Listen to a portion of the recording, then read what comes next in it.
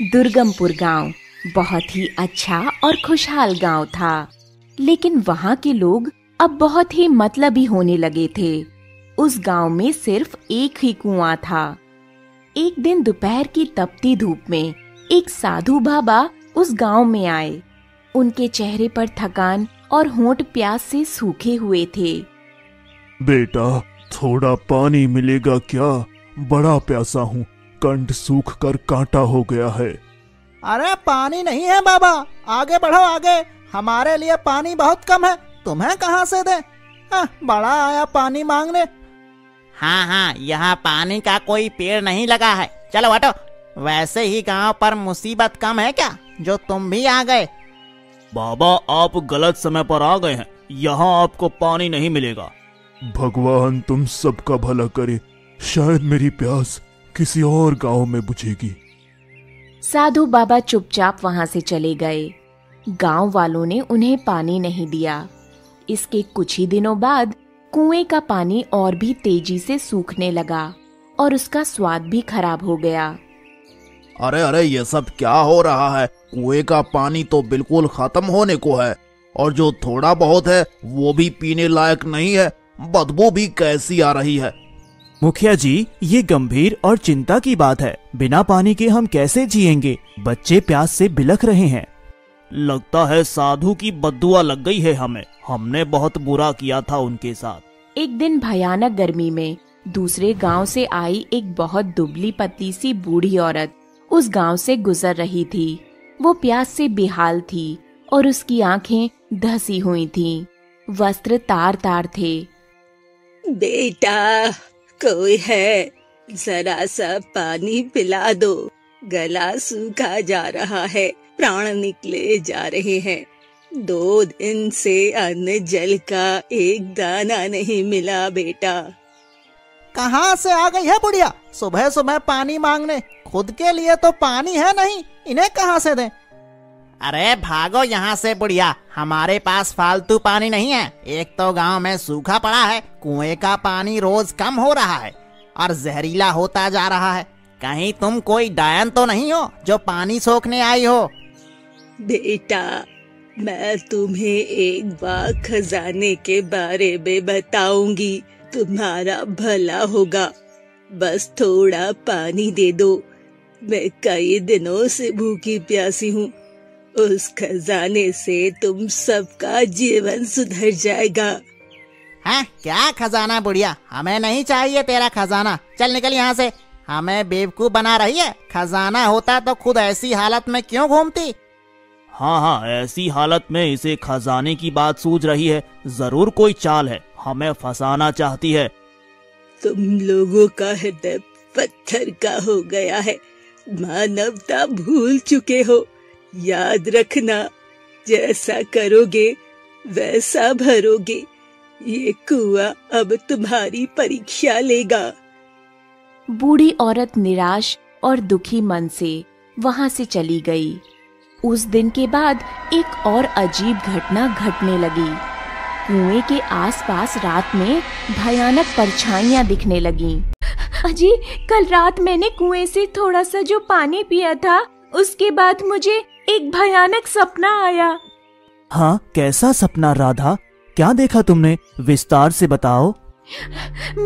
मुझे सपने में वही बूढ़ी औरत दिखी और उसके चारों ओर ढेर सारा सोना चांदी बिखरा पड़ा था और वो औरत अचानक एक भयानक राक्षसी में बदल गई, जिसके बड़े बड़े नाखून और लाल लाल आंखें थीं और वो मेरी तरफ झपटी।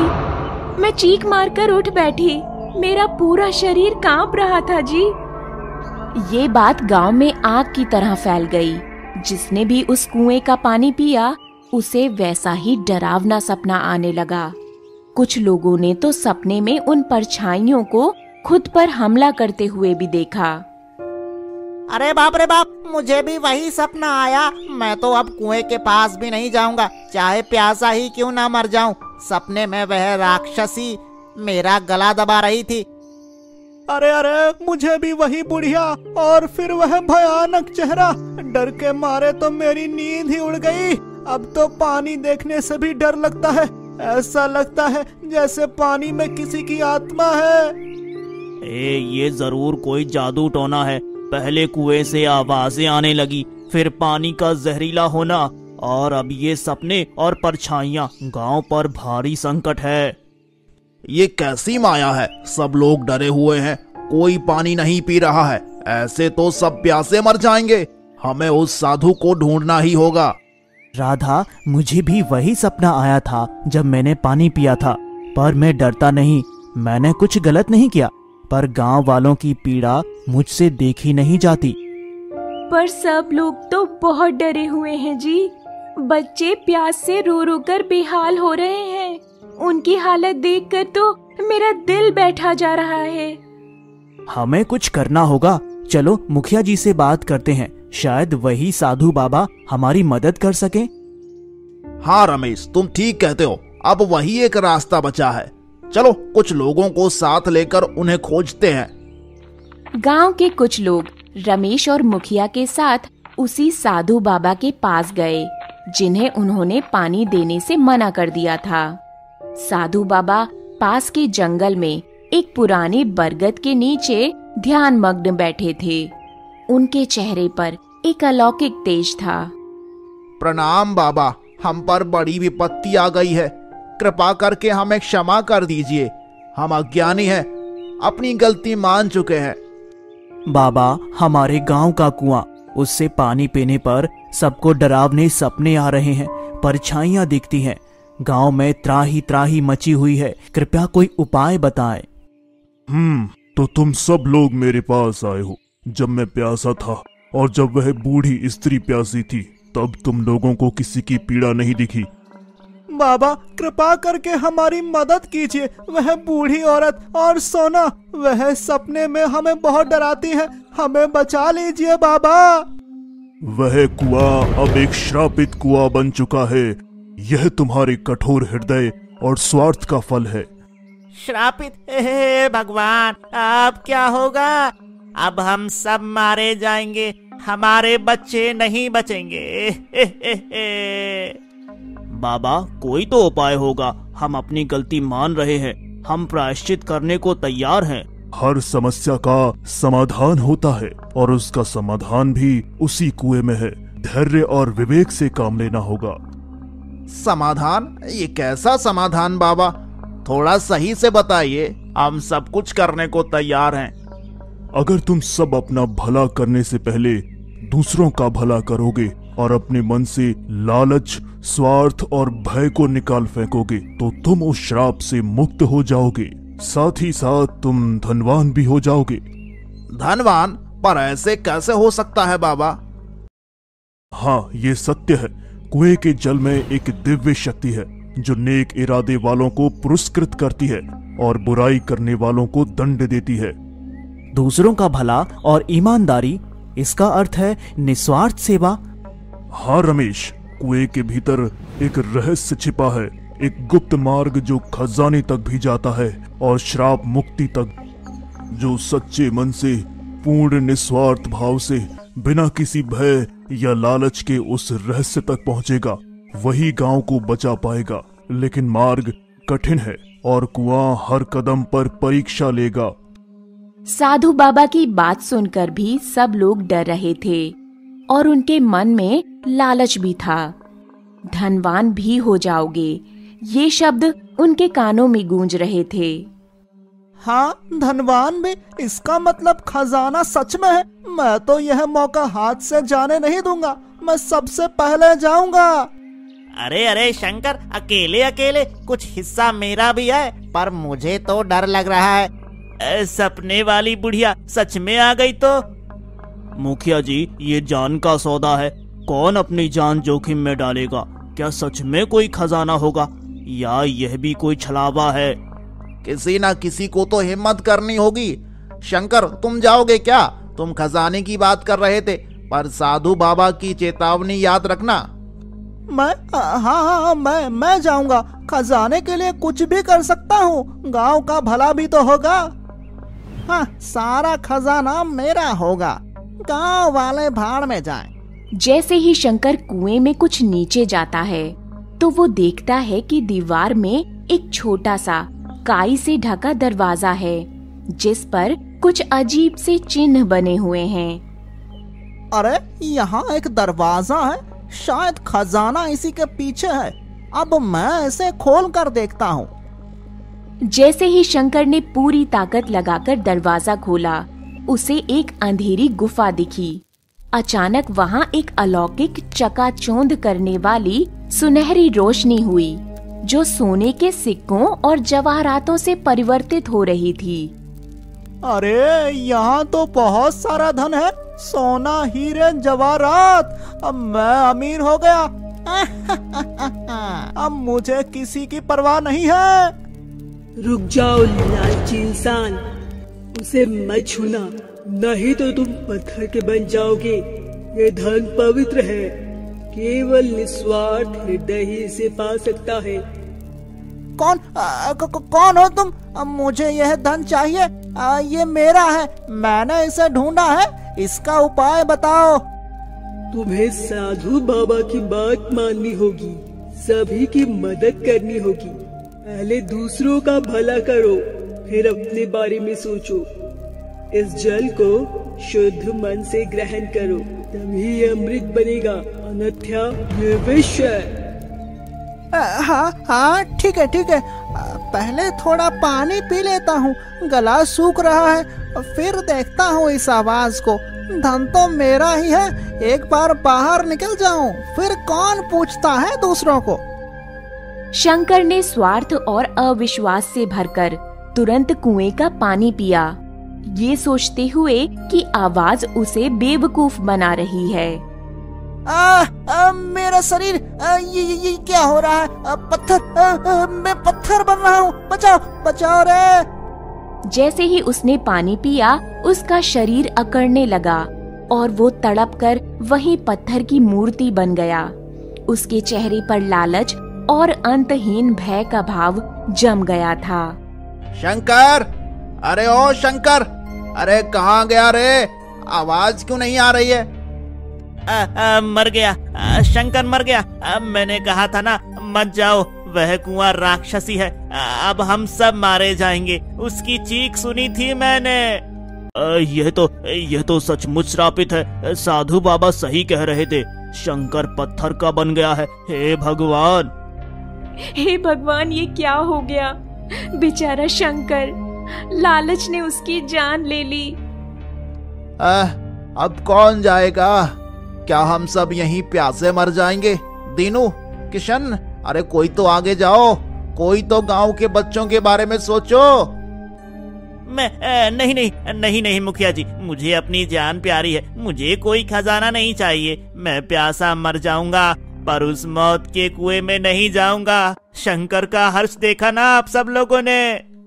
मुखिया जी, शंकर तो मूर्ख था, उसने लालच में पानी पी लिया। मैं उसकी तरह गलती नहीं करूंगा। मैं पहले पानी नहीं पीऊंगा, मैं बस देख कर आऊंगा कि क्या सच में खजाना है और क्या स्थिति है। शायद मैं कोई रास्ता निकाल सकूं। ठीक है किशन, पर बहुत सावधान रहना, तुम्हारी भी जान उतनी ही कीमती है।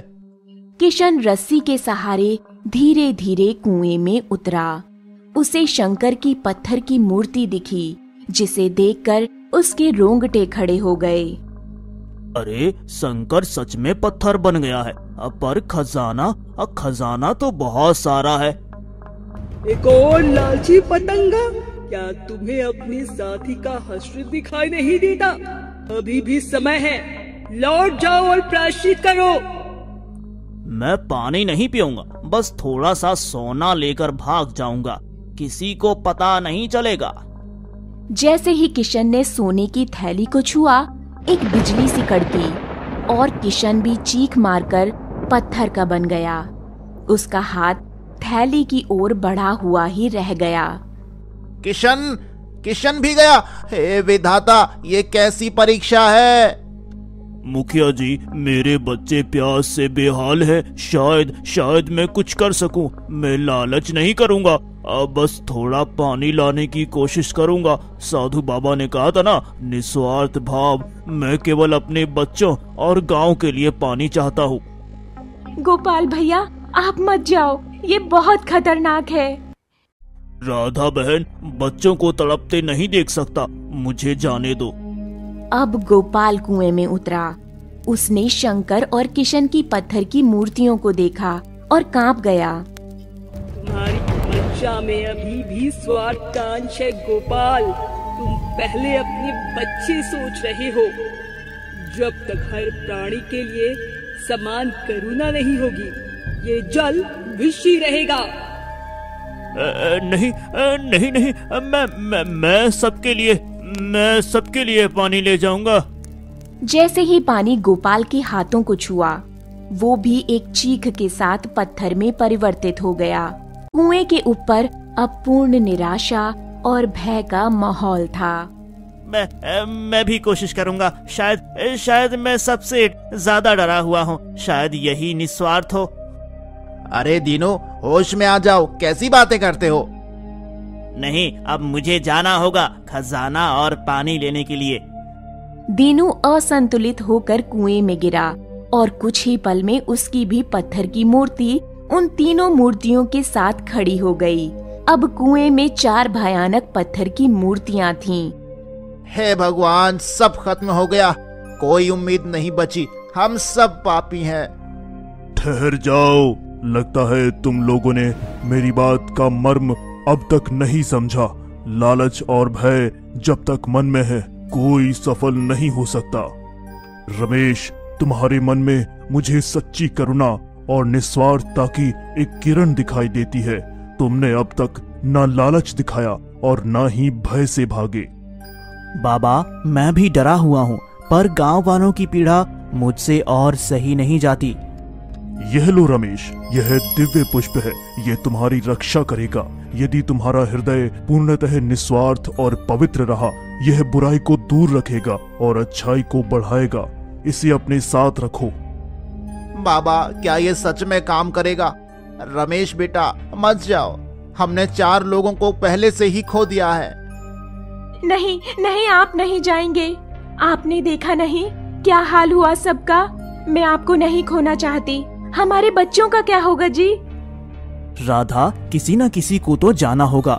मुझे अपने परमेश्वर पर, साधु बाबा के वचनों पर और इस दिव्य पुष्प की शक्ति पर भरोसा है।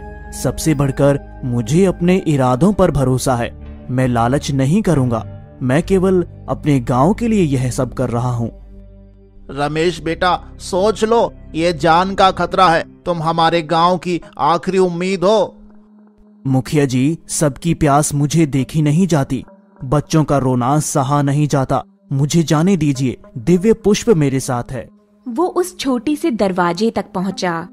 पुष्प की रोशनी में दरवाजे पर बने चिन्ह और भी स्पष्ट दिखने लगे।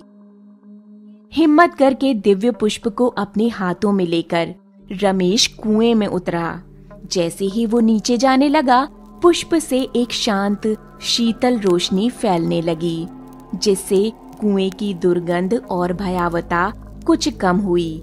उसने नीचे 4 पत्थर की मूर्तियों को देखा। शंकर, किशन, गोपाल और दीनू। उसे उन पर क्रोध नहीं बल्कि दया आई। हे ईश्वर, इन भटकी हुई आत्मा को शांति देना। एक और मनुष्य, क्या तुम भी उन्हीं की तरह लालच का शिकार बनने आए हो या इस दिव्य पुष्प का अपमान करने? बोलो। मुझे यह धन नहीं चाहिए। मुझे तो बस अपने गांव वालों के लिए पानी चाहिए, जिससे सबकी जान बच सके, बच्चों की प्यास बुझ सके और यह श्राप समाप्त हो सके। यह दिव्य पुष्प मेरी निस्वार्थता का साक्षी है। तुम्हारी नीयत नेक लगती है और ये पुष्प भी इसकी गवाही दे रहा है। ठीक है, जैसा तुम सोचते हो वैसा करो। ये जल अब तुम्हारे लिए अमृत है, यदि तुम्हारी निस्वार्थता अंत तक बनी रहे। मुखिया जी, ये लीजिए पानी, पहले बच्चों और बूढ़ों को दीजिए। जीते रहो बेटा, तुम्हारी वजह से ये गांव बच गया है। दिव्य पुष्प ने भी अपना काम किया है, क्योंकि तुम उसके योग्य थे। अरे, वह बूढ़ी अम्मा, उन्हें भी तो प्यास लगी होगी। वह कहाँ है? मुझे उन्हें भी पानी पिलाना है। हाँ, कौन बूढ़ी अम्मा? रमेश, इस समय तुम उस बुढ़िया की बात कर रहे हो? वो तो कब की चली गई होगी। नहीं मुखिया जी, मुझे लगता है वह जीवित होंगी और प्यासी होंगी। मुझे उन्हें पानी पिलाना है। हर प्यासे तक पानी पहुंचाना मेरा धर्म है। साधु बाबा ने यही सिखाया है। रमेश सब समझ गया था। थोड़ी दूर पर वो उसे एक पेड़ के नीचे अत्यंत दुर्बल अवस्था में मिली। अम्मा, पानी पी लीजिए, आप ठीक तो हैं? रमेश ने बूढ़ी स्त्री को पानी पिलाया। जैसे ही बूढ़ी स्त्री ने पानी पिया, एक चमत्कार हुआ। वो बूढ़ी स्त्री धीरे धीरे बदलने लगी और देखते ही देखते साधु बाबा के रूप में प्रकट हो गई। रमेश भौचक्का रह गया। दिव्य पुष्प साधु बाबा के हाथ में पहुंचकर और भी तेज चमकने लगा। हाँ, ये क्या हुआ? अम्मा कहाँ गई? बाबा, आप? बाबा, आप? वह बूढ़ी अम्मा, वह आप ही थे? और यह पुष्प भी आपका ही है? हाँ बेटा, वह बूढ़ी स्त्री मैं ही था। मैं तुम्हारी और गांव वालों की परीक्षा ले रहा था। देखना चाहता था कि विपत्ति में तुम लोगों के मन में करुणा और दया का भाव है या नहीं। क्या आप ही वह बूढ़ी स्त्री थे? हमने आपको पानी नहीं दिया, और वह खजाने वाली बात। हे प्रभु, हमने कितना बड़ा अपराध किया है। उस दिन जब मैं प्यासा था, तुम लोगों ने मुझे पानी नहीं पिलाया। शंकर, किशन, गोपाल और दीनू जैसे लोगों ने लालच और भय दिखाया और उसका परिणाम भुगता। हाँ बाबा, रमेश को छोड़कर हम सब स्वार्थी थे। लेकिन रमेश ने पहले खुद का भला नहीं किया। इसने न केवल मुझे पानी पिलाया, बल्कि हर एक प्यासे की चिंता की। यह एक सच्चा और ईमानदार व्यक्ति है। बाबा, यह सब आपकी कृपा और मार्गदर्शन है, और इस दिव्य पुष्प ने मुझे शक्ति दी है। जाओ रमेश, अब तुम फिर से कुएं में जाओ। तुम्हारा वास्तविक पुरस्कार तुम्हारी प्रतीक्षा कर रहा है। वह श्राप अब पूरी तरह समाप्त हो चुका है, और कुएं में जो पत्थर बने थे वे भी अपने कर्मों का फल भोगकर मुक्त हो चुके हैं। रमेश साधु बाबा के कहने फिर से उसी कुएं के अंदर गया। वहां अब कोई पत्थर की मूर्ति नहीं थी। रमेश, तुमने अपना भला करने से पहले सबका भला किया है। तुम्हारी निस्वार्थ सेवा, अटूट विश्वास और बलिदान के कारण ये कुआं अब श्राप मुक्त हो गया है और इसका जल अमृत बन चुका है। ये तो बहुत अच्छी बात है। अब सब पानी पी सकेंगे बिना किसी डर के, और वे चारों भी मुक्त हो गए। ये सुनकर मन को शांति मिली। हाँ, और ये सारा खजाना अब तुम्हारा है। तुम इसे लेकर यहाँ से जा सकते हो। ये तुम्हारी नेकी और तुम्हारे पवित्र हृदय का इनाम है। हाँ, इतना सारा धन, मैं इसका क्या करूँगा? वो खजाना लेकर ऊपर आया। गांव वाले उसे देखकर जय जयकार करने लगे। शंकर, दीनू, किशन और गोपाल भी वहां मौजूद थे। उनके चेहरे पर पश्चाताप और कृतज्ञता के भाव थे। रमेश, तुम सुरक्षित हो, और यह तो सचमुच खजाना है। तुम धन्य हो, तुमने हम सबको जीवन दिया है। आप ठीक हैं, यही मेरे लिए सबसे बड़ा खजाना है। मुखिया जी, ये खजाना मेरे अकेले का नहीं है, ये पूरे गांव का है, और इस धन से हम गांव में और भी कुएं खुदवाएंगे, एक बड़ा तालाब बनवाएंगे, ताकि भविष्य में कभी पानी की कमी ना हो। रमेश, मुझे माफ कर दो। मेरे लालच ने मुझे अंधा कर दिया था। तुमने मुझे जीवन दान दिया है। जो हुआ सो हुआ। अब हम सब मिलकर गांव को बेहतर बनाएंगे। रमेश, तुमने हमारी आंखें खोल दी। आज से इस गांव में कोई किसी प्यासे को पानी के लिए मना नहीं करेगा। हम सब मिलकर रहेंगे और एक दूसरे का सहारा बनेंगे। उस दिन के बाद दुर्गमपुर गांव बदल गया। कुआं हमेशा मीठा और शीतल पानी से भरा रहता था। गांव वाले मिलजुल कर रहते और सबकी मदद करते। रमेश और राधा खुशी खुशी अपना जीवन बिताने लगे और गांव की भलाई के कामों में लगे रहे।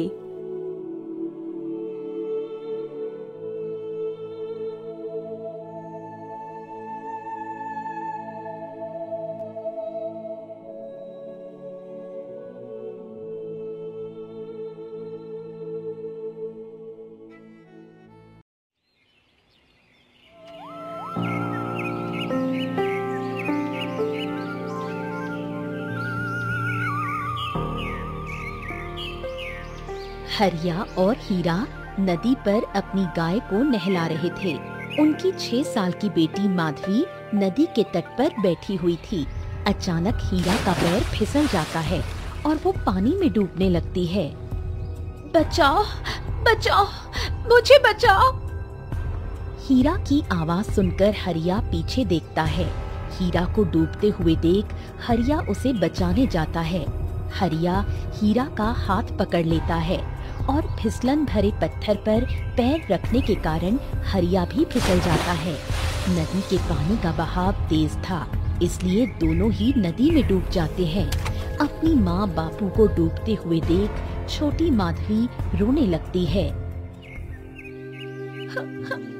माँ, माँ, बापू,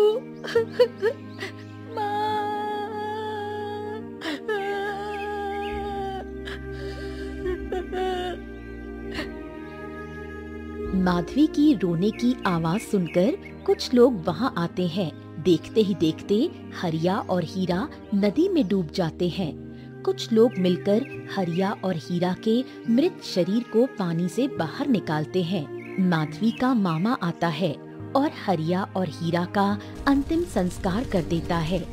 एक ही क्षण में माधवी अनाथ बन जाती है। छोटी माधवी का रो रो कर बुरा हाल हो जाता है। उसकी ऐसी अवस्था देखकर माधवी के मामा महेश को बहुत दुख होता है और वो उसे अपने साथ अपने घर ले आता है। उसे देखकर, आप इसे भी अपने साथ ले आए? हाँ, बेचारी अनाथ हो गई है। इसे मैं किसके सहारे छोड़ाता वहाँ? मेरी बहन और उसके पति की तो मृत्यु हो गई है। अब मेरे सिवाय इस छोटी सी बच्ची का कोई नहीं है। अरे परंतु हमारे पास इसे रखने की जगह कहाँ है? इतनी छोटी सी बच्ची है, उसे कितनी जगह चाहिए? अभी उसे हमारे प्रेम और आधार की आवश्यकता है। माया को माधवी का वहाँ आना अच्छा नहीं लगा। माया माधवी को भूखा रखने लगी। महेश के काम पर जाने के बाद माया माधवी से घर के सारे काम करवाती। मामी, मुझे भूख लगी है। हाँ हाँ, पता है, जब से आई हो तब से खाती जा रही हो। अभी खाना नहीं मिलेगा, पहले जाकर वो बर्तन साफ कर लो और हाँ, अच्छे से सफाई करना।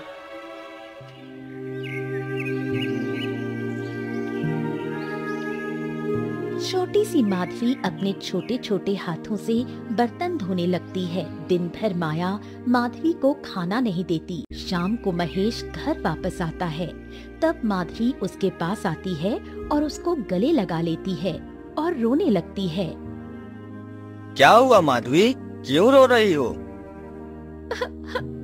मामा, बहुत भूख लगी है पर मामी ने मुझे खाना नहीं दिया। माया, तुम्हें जरा भी शर्म नहीं आती? इतनी छोटी बच्ची को भूखा रखा। क्या? कितना झूठ बोल रही है लड़की। दिन भर खाती ही तो रहती है, काम क्या है इसे दूसरा? पर ये झूठ क्यों बोलेगी? कितनी छोटी है अभी। छोटी है पर बहुत चतुर है। आपको मेरे विरुद्ध बातें बताकर मुझे बुरा सिद्ध कर रही है। नहीं मामा, मैं झूठ नहीं बोल रही हूँ। मामी ने सच में मुझे खाना नहीं दिया। मुझे उन्होंने कहा कि पहले बर्तन घिस दो, उसके बाद मैं खाना दूंगी। मैंने सारे बर्तन साफ कर दिए, फिर भी मामी ने मुझे खाना नहीं दिया। क्या माया, तुम छोटी सी बच्ची से घर का काम करवाती हो?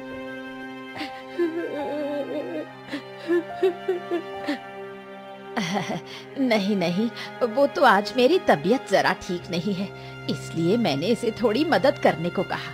ये तो आपको बढ़ा चढ़ा कर बता रही है और इसमें बुरा भी क्या है।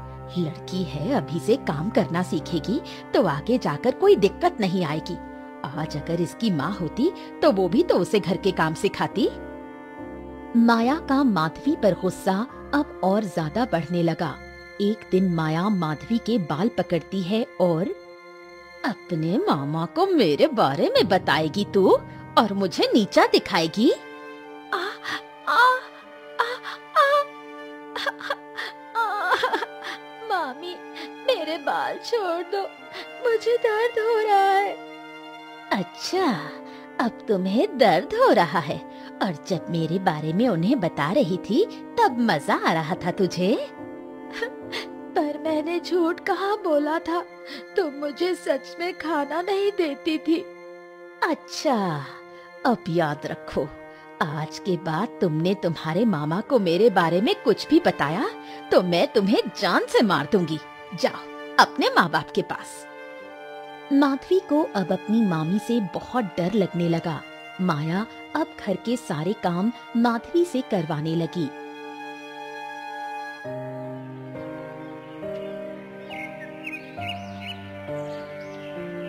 उधर उस राज्य के महाराज सत्यवान एक दिन वन से जा रहे थे। तभी उन्हें वहाँ एक विचित्र व्यक्ति दिखाई देता है।